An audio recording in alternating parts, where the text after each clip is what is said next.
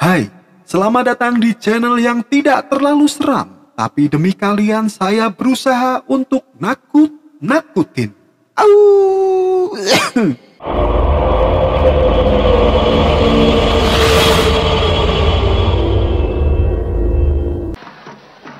Di video kali ini saya akan mengajak kalian mengenang tragedi di masa lalu, khususnya di tahun 1998.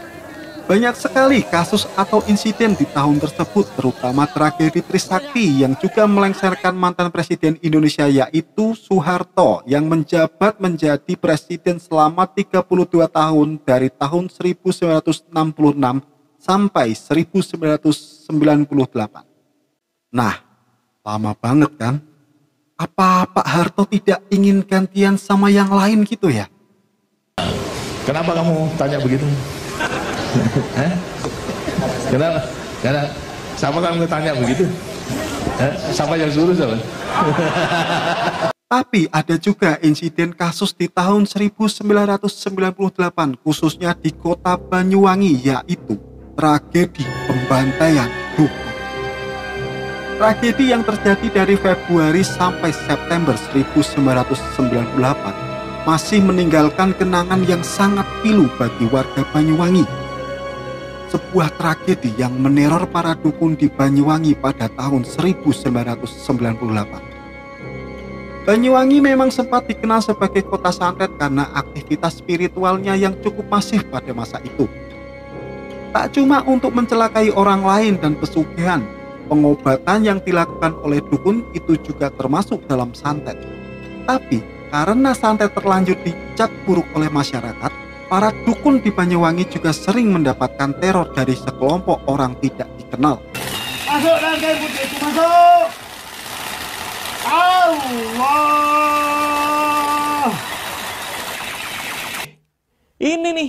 Ini dukun yang kalau nggak nipu cabul ya sok tahu tentang hal goib ya ini nih. Purnomo Sidik selaku Bupati Banyuwangi kala itu akhirnya memberi perintah pada para camat dan kepala desa melalui radiogram. Mereka diminta untuk mendata semua warganya yang berprofesi sebagai dukun demi menjaga keamanan wilayahnya. Tapi sialnya, radiogram tersebut bocor dan diketahui oleh sekelompok orang yang tidak dikenal. Kelompok tersebut akhirnya datang secara bergilir untuk membunuh para dukun. Bahkan ada pula rombongan pembunuh yang diangkut truk lalu melakukan pembantaian sadis di beberapa tempat di Banyuwangi.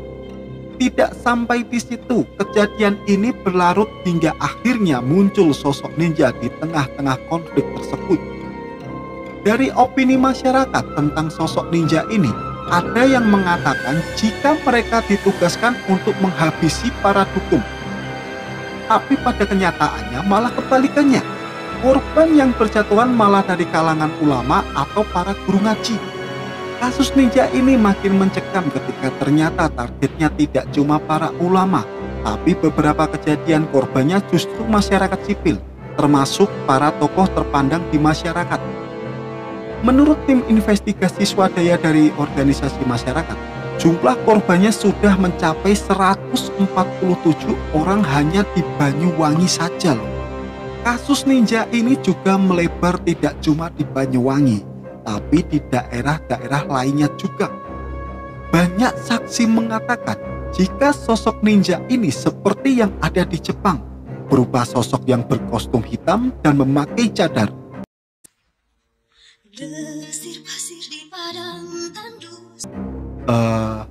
Bukan cadar yang itu, tapi yang ini.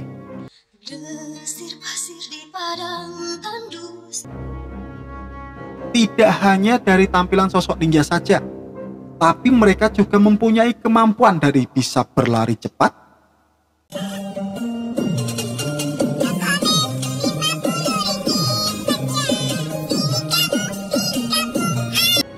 menghilang,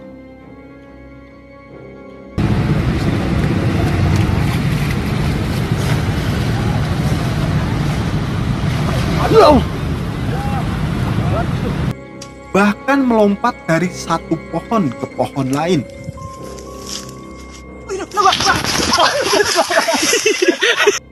Masyarakat juga menceritakan bagaimana cara ninja ini membantai korbannya. Biasanya mereka akan menandai pintu atau tembok rumah korbannya dengan tanda silang merah atau putih. Lalu eksekusinya dilakukan ketika malam harinya dengan cara mematikan lampu lalu membunuh targetnya. Tidak semua rumah mendapatkan tanda itu. Ironisnya, hanya rumah milik para ulama dan tokoh terpandang saja. Tidak hanya dibunuh dan ditinggal pergi, ada juga beberapa yang digantung, dipatahkan tulangnya, hingga dipenggal kepalanya.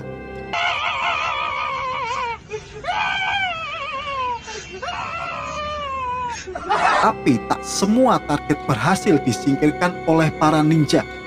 Ada beberapa yang berhasil lolos dengan melakukan perlawanan dan kemudian menceritakan kebenaran para ninja yang sebenarnya.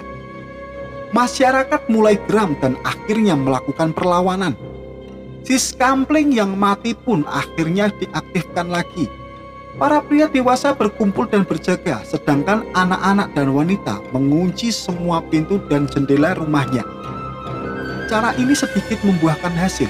Akhirnya 12 ninja berhasil ditangkap. Tak cuma dengan berjaga tiap malam, masyarakat antusias dengan menanam tanaman kelor di depan rumah untuk menangkal ilmu hitam. Tidak hanya menanam kelor, setiap orang, bahkan para wanita juga dibekali dengan bambu kuning atau pring kuning di tangan mereka. Konon, bambu kuning bisa membuat para ninja sangat kesakitan ketika mengenai bambu kuning tersebut. Kejadian ini pas sekali dengan momen mundurnya mantan Presiden Soeharto. Banyak opini publik kalau kejadian ini adalah sebuah pengalihan isu terhadap tragedi Trisakti dan pelengseran Presiden Soeharto kala itu. Fenomena ninja akhirnya lenyap begitu saja.